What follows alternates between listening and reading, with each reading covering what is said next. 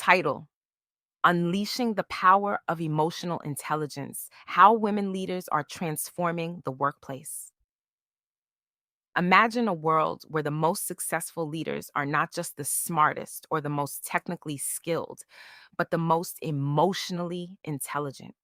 A world where empathy, self awareness, and the ability to connect with others are valued just as much as strategic thinking and business acumen. That world is not a distant dream. It's the reality we are creating today, and women leaders are at the forefront of this transformation. For too long, the business world has been dominated by a narrow definition of leadership, one that prioritizes aggression, competition, and individual achievement over collaboration, empathy, and shared success.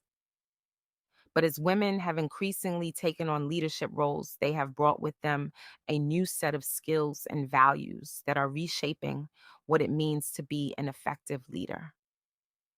At the heart of this shift is emotional intelligence, the ability to recognize, understand, and manage our own emotions, as well as the emotions of those around us. Women leaders with high emotional intelligence are able to create more inclusive, supportive, and engaging work environments that bring out the best in their teams.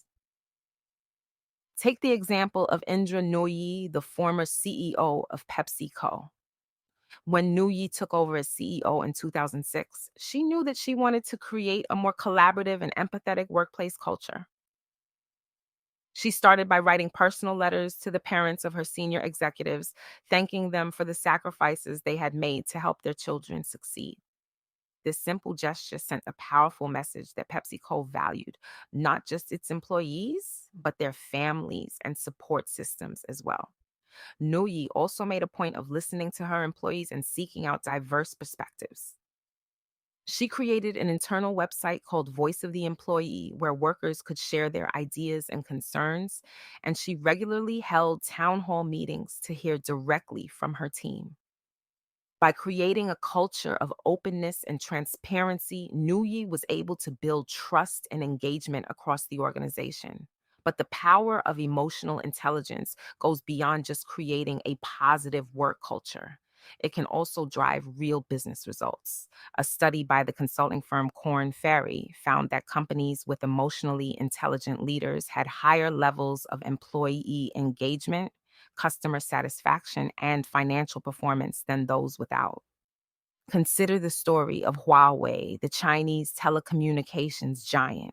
When Huawei first entered the global market in the early 2000s, it faced significant challenges, including cultural differences and communication barriers with its international customers and partners. But rather than trying to force its own way of doing things, Huawei's leaders took a more emotionally intelligent approach. They invested heavily in cross-cultural training for their employees, and they made a point of listening to and learning from their customers in each market.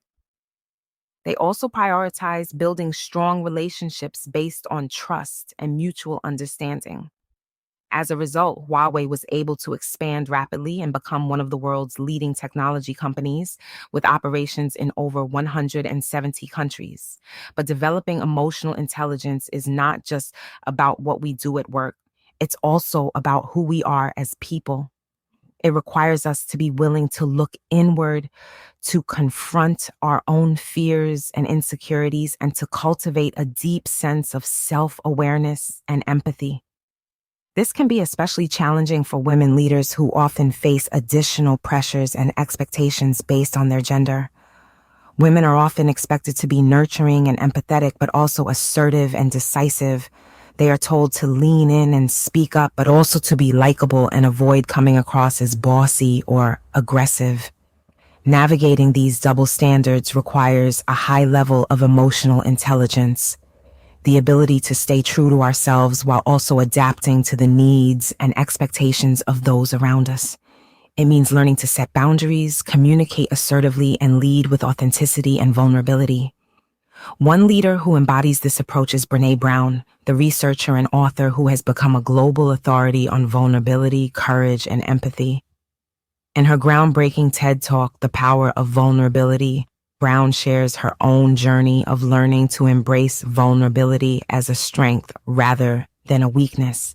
She talks about how our fear of vulnerability holds us back from connecting with others and living our most authentic lives. But when we have the courage to show up and be seen, even when there are no guarantees, we open ourselves up to true belonging and joy. For women leaders, embracing vulnerability can be especially powerful.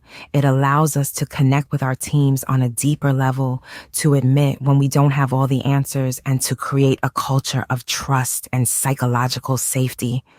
It also helps us to be more resilient in the face of setbacks and challenges because we know that our worth is not defined by our successes or failures. But developing emotional intelligence and embracing vulnerability is not a one-time event. It's a lifelong journey of growth and self-discovery. It requires us to be willing to step outside our comfort zones, to seek out feedback and challenge ourselves to do better. And it requires us to surround ourselves with others who share our values and support our growth. This is why it's so important for women leaders to build strong networks and communities of support, whether it's through mentorship programs, professional organizations, or informal groups of peers. By coming together and lifting each other up, we can create a ripple effect of positive change that extends far beyond our own organizations.